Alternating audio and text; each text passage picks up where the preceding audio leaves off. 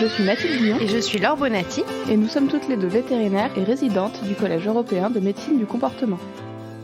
Bienvenue sur Vétologie, le premier podcast francophone consacré à l'éthologie vétérinaire. Il y a un sujet qui revient souvent en éducation canine, c'est le chien qui est dit réactif.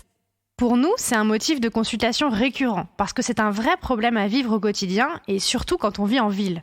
Quand on entend réactif, on s'attend à voir un chien qui va tirer sur la laisse, aboyer, parfois très fort, et ça sur certains éléments de son environnement, donc soit d'autres chiens, soit des humains. Alors nous, comme pour toute consultation de comportement, on va évaluer l'environnement dans son ensemble pour essayer de comprendre ce qui se passe. Mais bien souvent, le problème précis qui amène les gens en consultation nécessite de faire appel à un autre professionnel qui va voir les propriétaires du chien plusieurs fois, les encadrer dans leur environnement et leur donner les clés pour réussir à modifier les comportements de leur animal.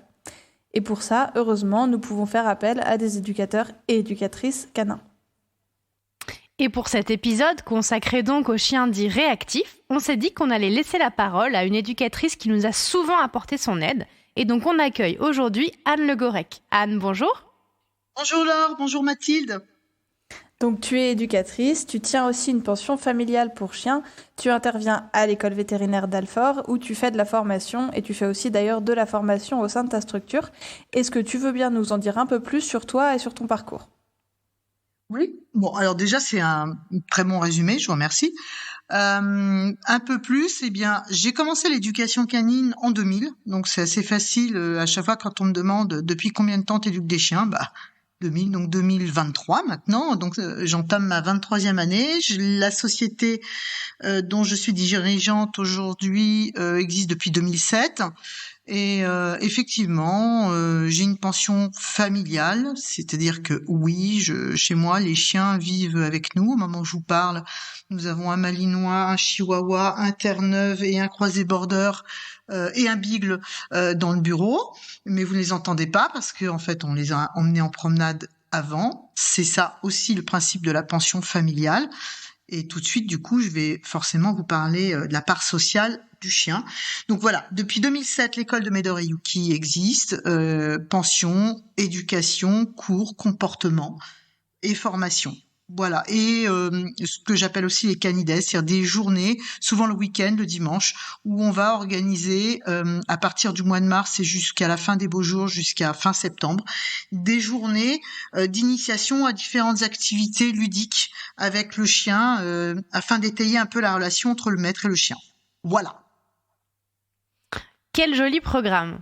Donc si on revient à ces fameux chiens dits réactifs, est-ce que c'est aussi un motif d'appel qui revient souvent pour toi ? Est-ce que les gens ils t'appellent ou ils viennent te voir en te disant « Oh là là, mon chien est réactif, qu'est-ce que je dois faire ?»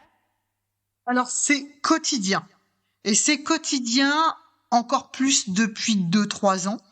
Je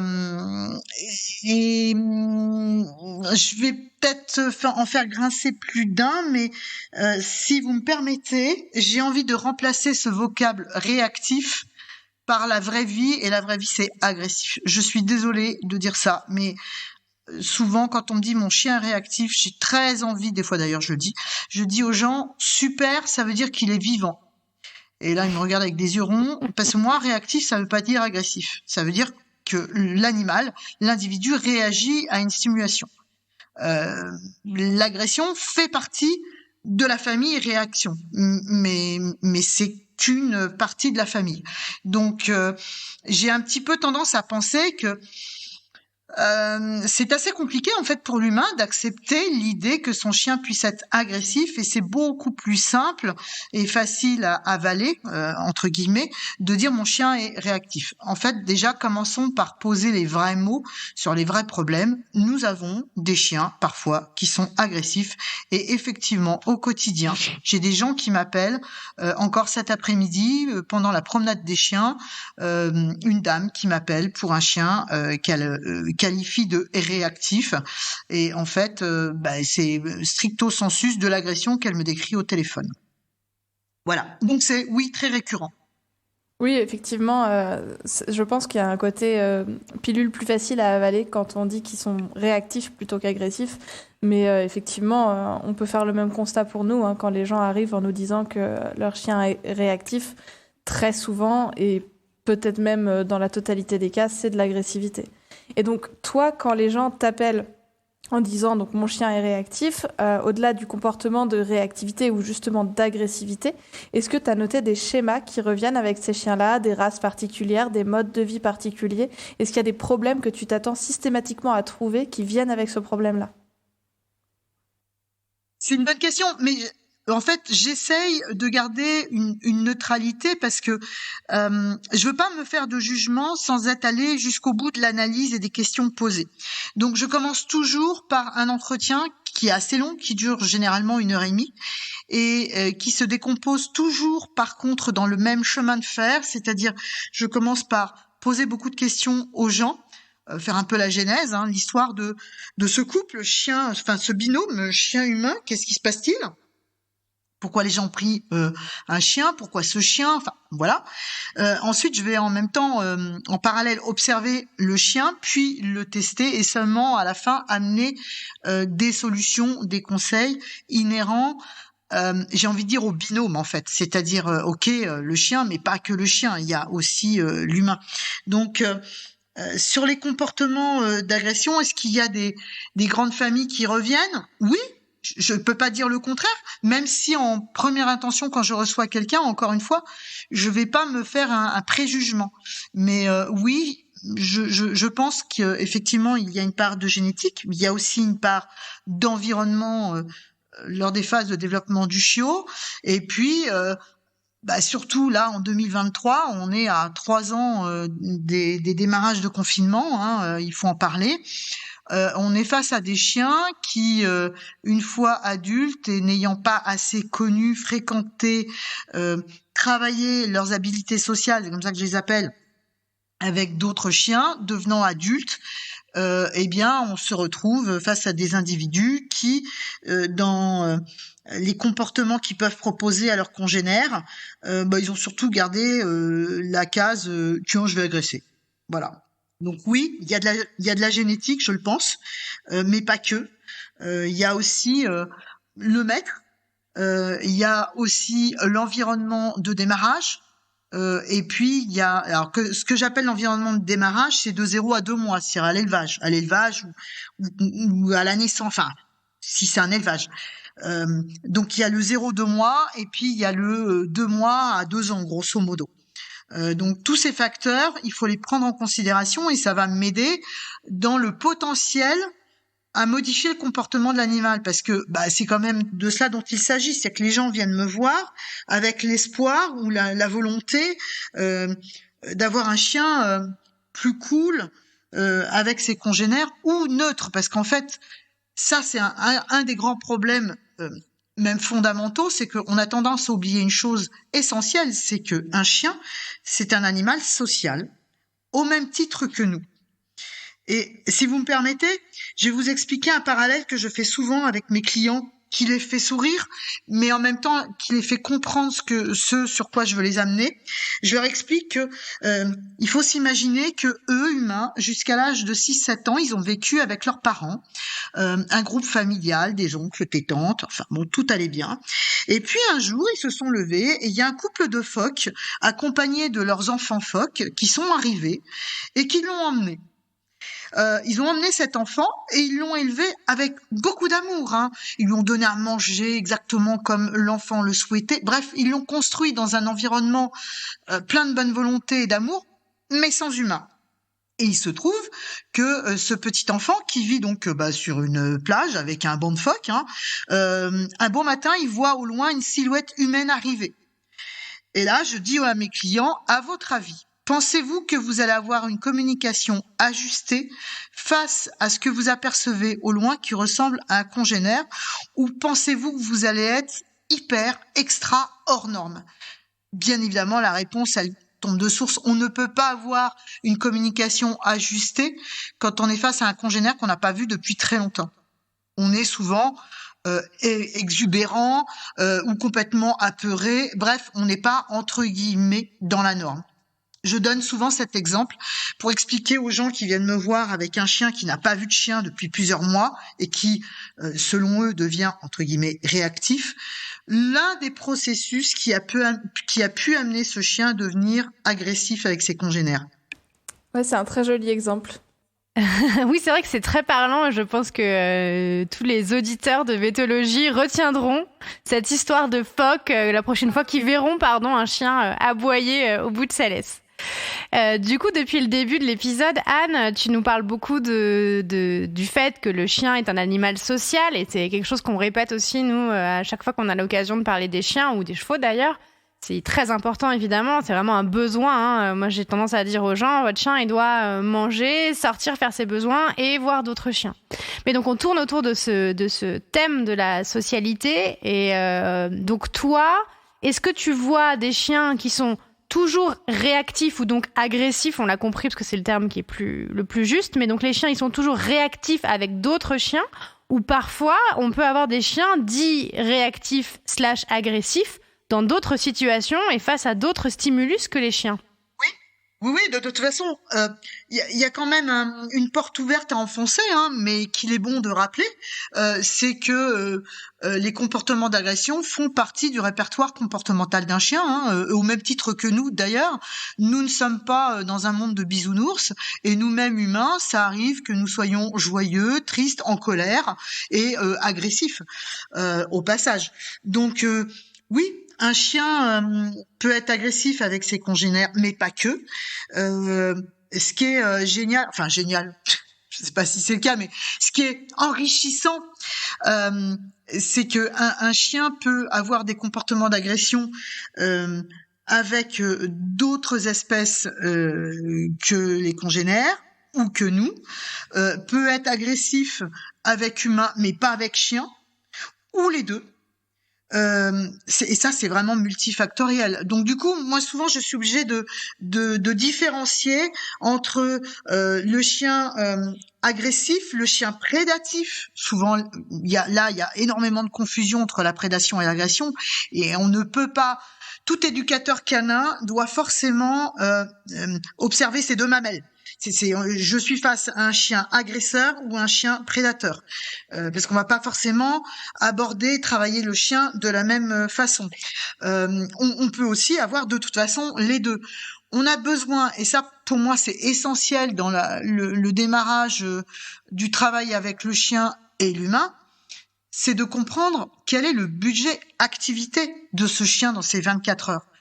Pourquoi ? Parce que bon nombre de fois, je me retrouve face à un chien qui soit agressif ou prédatif, peu importe à la limite, puisque dans les deux cas, on est sur un comportement dit gênant, et même si c'est de l'agression, que ça soit de l'inter ou de l'intra, spécifique, pardon, quel est le budget activité du chien ?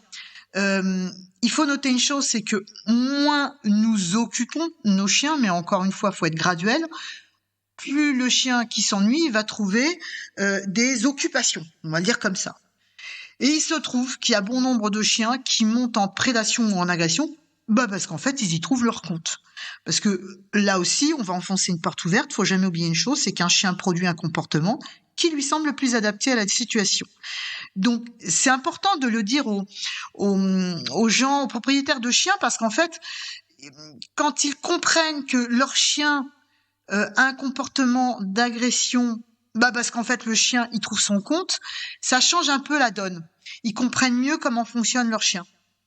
Et ça les met face à la réalité aussi, parce que très franchement, tant qu'on est là à se cacher derrière des prétextes, des oui mais, on n'avancera pas.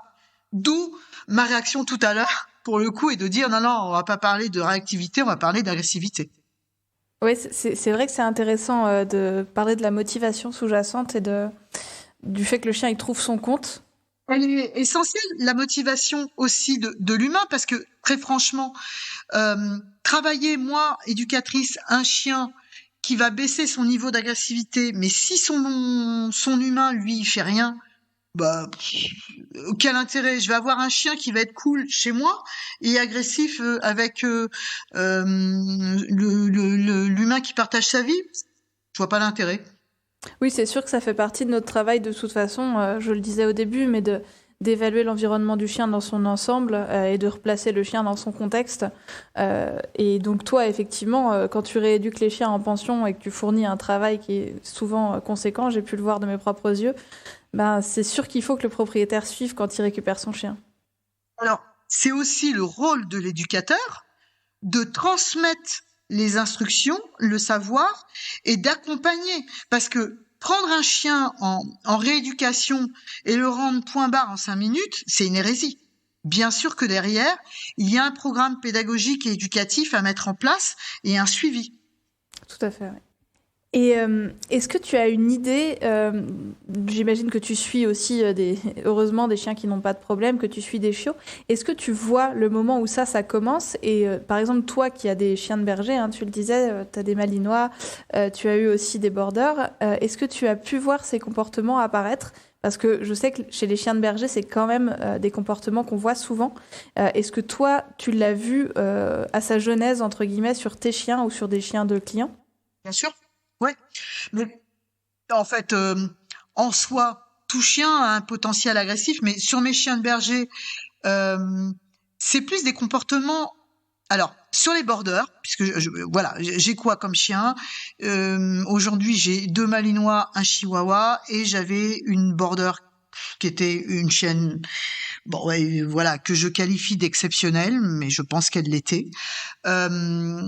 Philoche avait des comportements clairement de prédation, pas d'agression, mais de prédation. Et c'est une chienne de berger. Girol et Norma, mes malinoises, elles ont des comportements d'agression qui se canalisent, qui sont complètement gérables. Bah déjà parce qu'on se connaît très très bien depuis le début. Grosse Dinde, elle est née à la maison, donc bon, c'est la Grosse fille Dinde, de. c'est Norma pour les gens qui Oui, écoutent pardon. les Oui, alors pour tout le monde, mes chiennes ont des surnoms. Girol s'appelle Garde à vous et Norma s'appelle Grosse Dinde. Et je vous jure que ça leur va bien. Bon, donc oui, si vous m'entendez parler de Garde à vous, de Grosse Dinde, ce sont mes chiennes. Oui, bien sûr, elles ont un potentiel agressif et qu'elles sont capables de développer, mais en même temps, depuis le début, c'est quelque chose que j'ai travaillé, où j'ai mis de temps en temps d'ailleurs des interdits, parce que ça va, quoi, on n'est pas là pour se battre, on est là pour travailler ensemble. Ce sont mes binômes, ce sont mes associés, et moi j'ai besoin d'avoir des chiens qui savent s'arrêter dans une séquence d'agression si ça va trop loin. Comment est-ce que tu fais pour les interrompre? C'était ça notre question. Tu dis que t'as vu que ça pouvait arriver et que tes chiennes, elles avaient ce potentiel. Et nous, ce qu'on aimerait que tu nous expliques, c'est comment tu as fait justement pour parvenir à interrompre ces séquences d'agression que tu décrivais chez tes malinoises.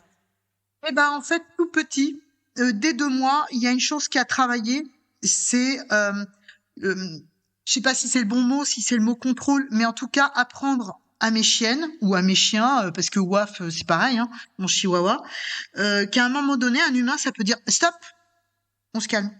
Voilà, retour au calme, super, et on récompense. Et du coup, j'apprends, non. Mes chiennes se conditionnent à quand Anne dit stop, ça vaut le coup, je m'arrête et j'en suis récompensée. Mais ça se comment? Moi, j'ai commencé tout petit pour une raison très simple, c'est que moi, je peux pas me permettre d'avoir des chiens qui s'amusent et qui se récompensent à cartonner d'autres chiens, parce que l'un des grands poncifs, autour de ces histoires de chiens et d'interaction agonistique, c'est les gens qui vous disent vas-y, envoie ton chien, le mien va lui casser la figure, ça va lui apprendre la vie. Lol, non, ça va pas lui apprendre la vie. Discours qu'on entend malheureusement parfois chez des éducateurs, qui. Oui, je sais. Eh bien, fondamentalement, non.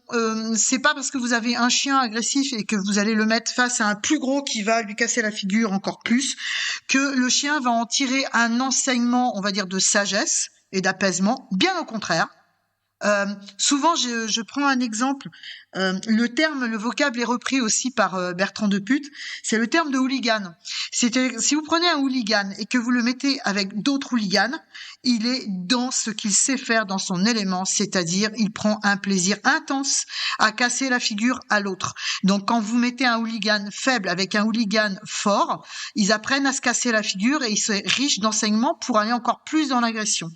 Maintenant, vous mettez un hooligan dans un couvent de bonnes sœurs. Qu'est-ce qui se passe? Le premier jour, il va être agressif, puisque c'est ce qu'il connaît. C'est normal qu'il communique ainsi. mais il aura jamais de réponse agressive. Donc au bout d'un moment, c'est bon, peut-être trouver autre chose à faire, non?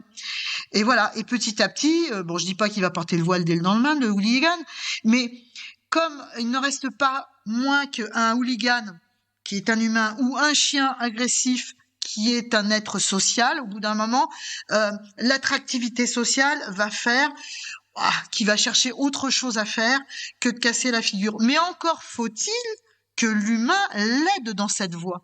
Moi, je sais que quand j'ai affaire à des chiens qui sont déjà fortement qui ont un fort penchant à vouloir agresser l'autre, il va falloir que je l'aide à trouver autre chose à faire. Je vais pas laisser les chiens ensemble sans intervenir. Ouais, je pense qu'une façon de présenter ce qu'on vient de dire et l'échange qu'on vient d'avoir avec des termes un peu plus scientifiques, entre guillemets, on peut dire que le comportement, si il est répété, s'il arrive plusieurs fois, ça veut dire qu'il est renforcé et que donc l'animal, comme tu dis Anne, il y trouve son compte. Et donc, la probabilité que ça recommence, elle est énorme. Parce que c'est comme ça que ça marche, les théories de l'apprentissage. Si le comportement y recommence, c'est qu'il est renforcé. Et donc, il faut qu'on sorte de ce cercle vicieux-là et qu'on explique à l'animal comment faire autrement. Que ça, c'est pas la réponse qu'on attend de lui. Et on va l'amener, enfin, c'est comme ça que moi, j'aime bien le présenter, on va l'amener à trouver une autre réponse qui nous convient à nous et qui lui conviendra aussi à lui, parce qu'évidemment, sinon, ça marchera pas. Ça rejoint ce que tu disais par rapport à ces chiens dont on dit il va se faire casser la figure et puis ça va lui apprendre la vie. En fait, moi, j'explique aux gens que c'est exactement le contraire, parce que effectivement, si on apprend aux chiens qu'il faut pas aller se battre, qu'il faut pas agresser les autres, mais que derrière, entre guillemets, il s'en prend une par un autre chien, en fait, il va être encore plus motivé la fois suivante à mettre à distance tous les chiens pour que ça n'arrive surtout pas de nouveau. Donc, au contraire, on va montrer à ces chiens-là quand même que nous, certes, on leur désapprend à réagir et donc à agresser les autres chiens, mais on leur apprend aussi qu'on va leur amener de la sécurité et qu'on va pas les mettre dans une situation hyper inconfortable comme ce que font certains éducateurs, malheureusement. Et qui va les obliger à être encore plus haut dans la réponse, c'est-à-dire plus violent dans la réponse et plus rapide. Exactement. Il va moins perdre de temps à réfléchir, à se poser la question et il sera moins dans ce qu'on appelle les conflits de motivation. Il va très vite prendre l'option cassage de gueule en règle. Excusez-moi de le dire comme ça, c'est pas scientifique. Ouais, non, mais c'est tout à fait ça. Effectivement, je vous rejoins, je suis complètement d'accord. Donc tout le but va consister à la fois à protéger, on va dire, les populations par le biais d'une muselière, commencer par un apprentissage en positif de cette muselière. Ça peut devenir un outil que le chien va juger sexy, on va le dire comme ça, mais encore faut-il qu'il y ait un vrai apprentissage, et c'est une étape primordiale dans la rééducation du chien. Je parle de rééducation dans ces cas-là.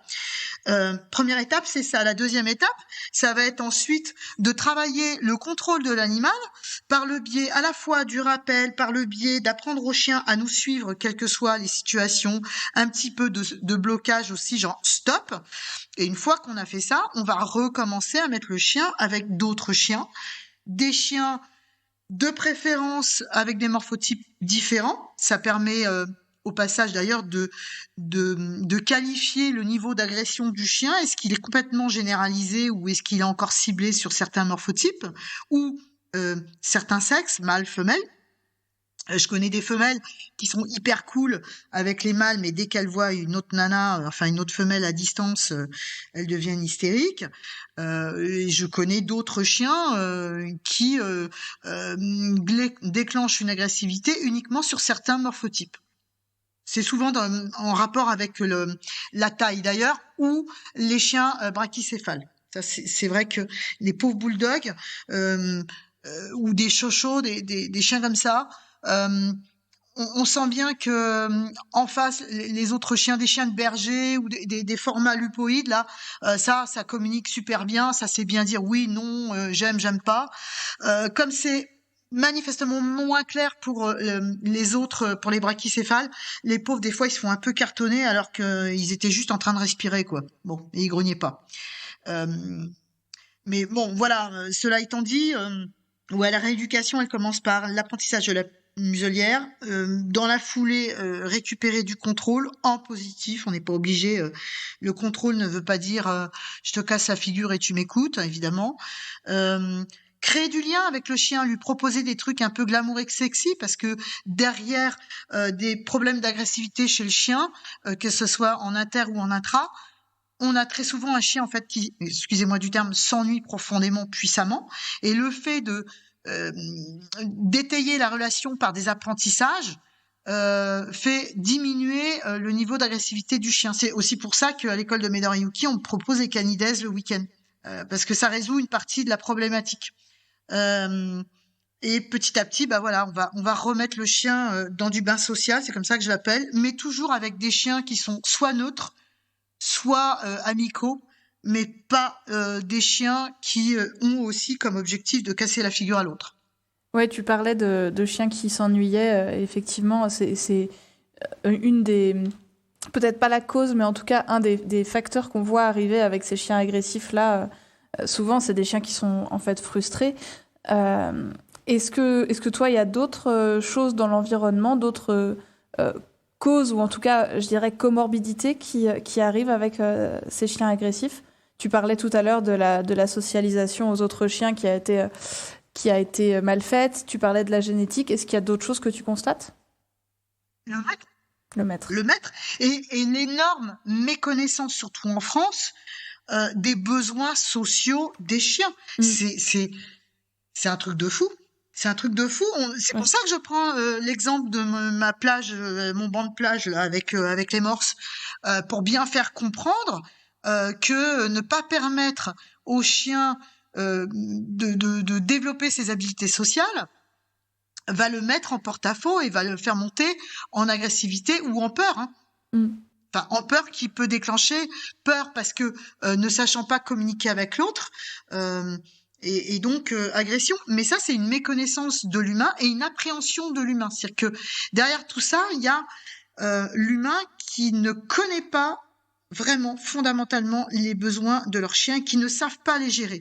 Bien souvent, là où le jeune chien de 7-8 mois commence à s'intéresser à ses congénères avec un petit peu plus d'affrontement, ce qui est normal quand on se construit, qu'on se développe, que fait l'humain? Il va petit à petit restreindre les sorties et les interactions avec les congénères, voire pire, indiquer au chien par le biais de son attitude ou de sa laisse qu'il tire que attention, il se passe quelque chose. Et dans ces cas-là, le chien qui ne voyait pas plus d'événements que cela avoir un congénère se rend compte, en ayant du lien avec son humain, ce qu'il a forcément, que il se passe quelque chose, il y a une tension de laisse, tadam, il est où? Je vais lui casser la figure. Et c'est comme ça qu'on se retrouve dans des schémas avec derrière une grosse charge émotionnelle de la part de l'humain, qui est la plus difficile à gérer, mais c'est un facteur prépondérant, ouais, bien évidemment. Après, il y a aussi c'est pas faire du racisme, mais il y a aussi des prédispositions sur certaines races à aimer quand même la bagarre. Comme je le dis souvent, du sang, de la chique et du molar. Oui, après, il y a aussi eu de toute façon une volonté humaine de sélectionner certaines races pour leur caractère agressif ou d'ailleurs prédateur. On en parlait aussi tout à l'heure vis-à-vis des borders. Mais oui, c'est évident que sur la génétique, on a aussi cherché à sélectionner ce caractère agressif. Et donc derrière, il faut assumer les conséquences de ça, bien sûr. Eh oui, on a assumé les conséquences. Il y a la méconnaissance des besoins du chien. Oui. Il y a un déficit de socialisation. Bref, l'agression chez le chien, elle est multifactorielle. Et il y a un budget activité complètement déficient ou ne correspondant pas aux besoins spécifiques de l'individu. J'insiste un peu là-dessus, sur spécifique de l'individu, parce que il y a bien évidemment une prédisposition raciale, mais pas que. Il n'y a pas que ça. Je vais vous donner un exemple. Dans mon bureau, là, j'ai une Terre-Neuve. Qui dit Terre-Neuve dit dans l'inconscient collectif, un chien à bonne patte. Pas du tout. C'est une folle furieuse. Elle a un tempérament de malinois qui serait pas sorti de sa cage depuis plusieurs jours. Oui, bien sûr. Il y a des exceptions individuelles, pas des exceptions. C'est-à-dire qu'en fait, du coup, il faut quand même tenir compte de l'individu. Oui, bien sûr. Ouais, et ce que je voulais ajouter pour rebondir sur ce que tu disais, Anne, c'est que effectivement l'humain est au bout de la laisse, hein, parce que quand on voit nous les chiens pour réactivité, c'est toujours réactivité en laisse, hein, en vrai, c'est-à-dire que le chien il est plus promenade en ville en laisse parce que il se jette sur tout le monde, sur tous les chiens, et c'est difficile de faire déjà réaliser aux gens qu'effectivement ils ont leur rôle dans ce comportement, parce que quand ils sont pendus sur la laisse dans l'autre sens, bah ils envoient un message à leur chien. Ils s'en rendent pas forcément compte à ce moment-là d'ailleurs.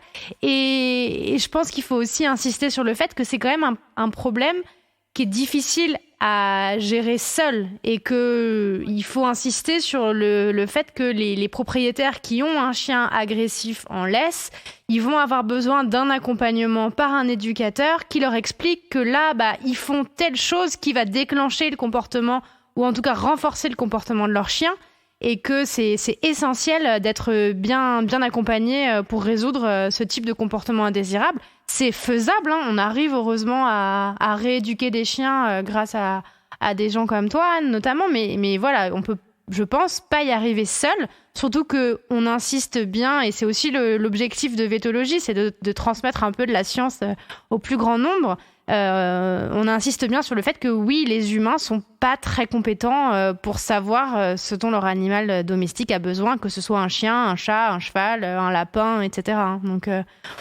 oui, il faut transmettre la base du besoin de l'animal, et il y a encore du travail à faire là-dessus. Et donc il faut être accompagné, et bien accompagné pour résoudre ces problèmes. L'importance d'être pédagogue et non pas être dans l'accusatif, enfin dans ces gens qui viennent vous voir, vous, et me voir moi, ce sont des gens qui ont déjà la première démarche d'essayer de modifier ça, de faire que les choses changent. Maintenant, on sait aussi que ils ne s'en donnent pas forcément toujours les moyens. C'est pas en m'appelant une fois par an pour travailler 1 heure un chien que je ne suis pas magicienne, en fait, hein. Je le dis souvent aux gens, je dis non, mais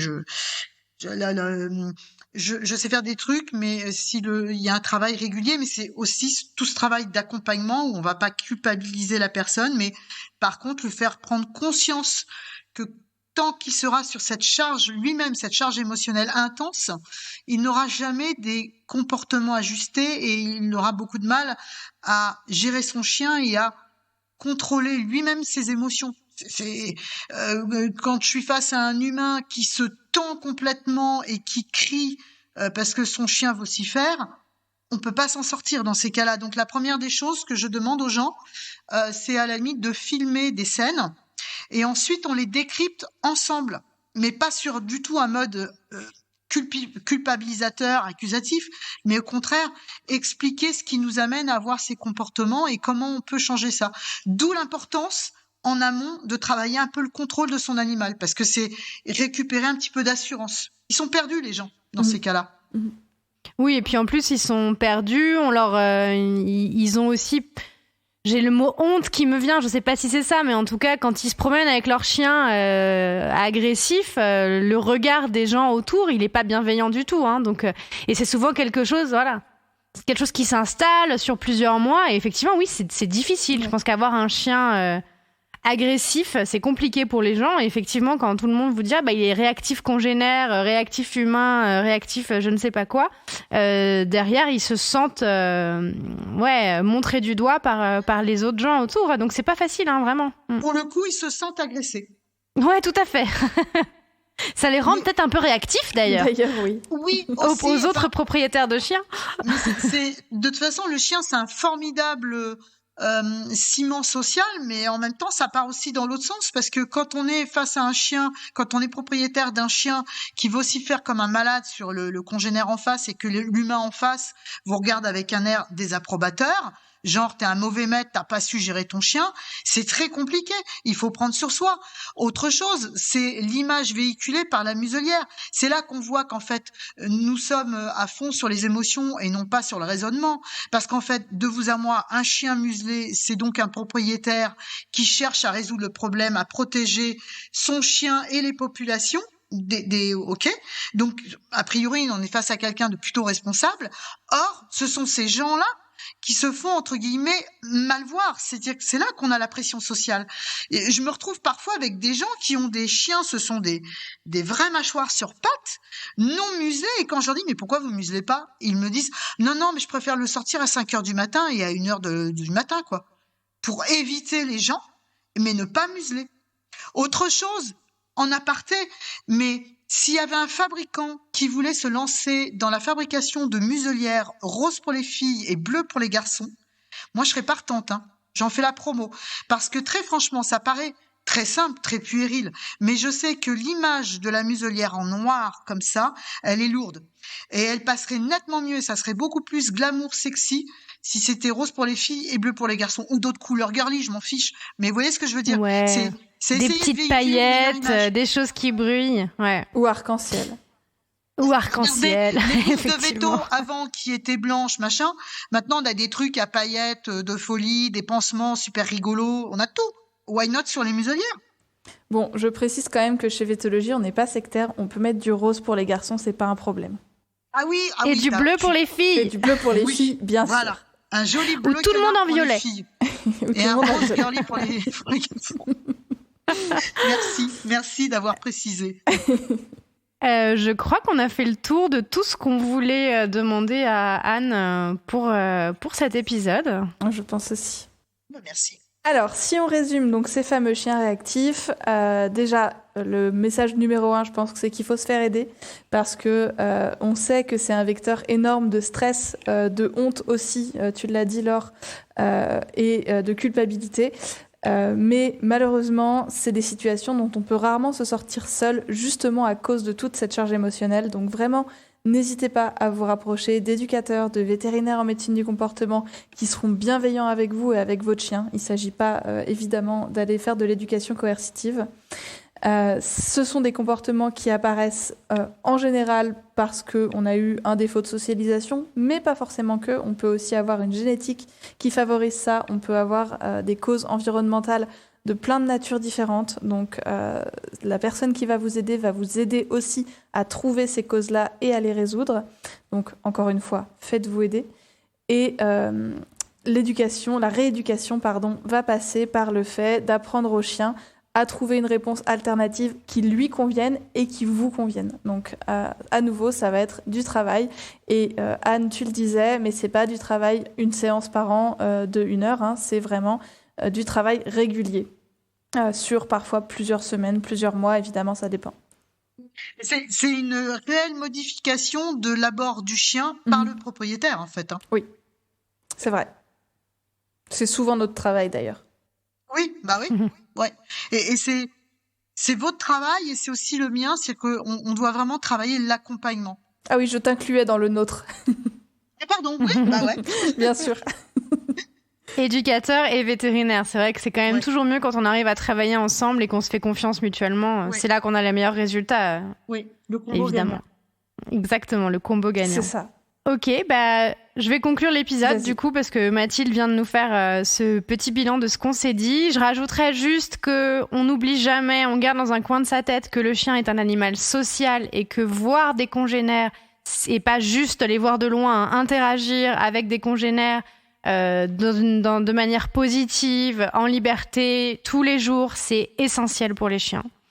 Voilà, comme d'habitude, on espère que cet épisode vous aura permis de mieux comprendre ce problème des chiens dits réactifs. N'hésitez pas à nous faire part de vos témoignages, de toutes vos questions sur Instagram ou par mail à vetologie.podcast@gmail.com. On espère que cet épisode vous a plu. N'hésitez pas à le partager, à vous abonner sur votre plateforme d'écoute préférée. Et on vous dit à très bientôt sur Vétologie. Et encore un grand merci à Anne d'être venue à notre micro. Merci beaucoup, Anne. Merci Laure, merci Mathilde.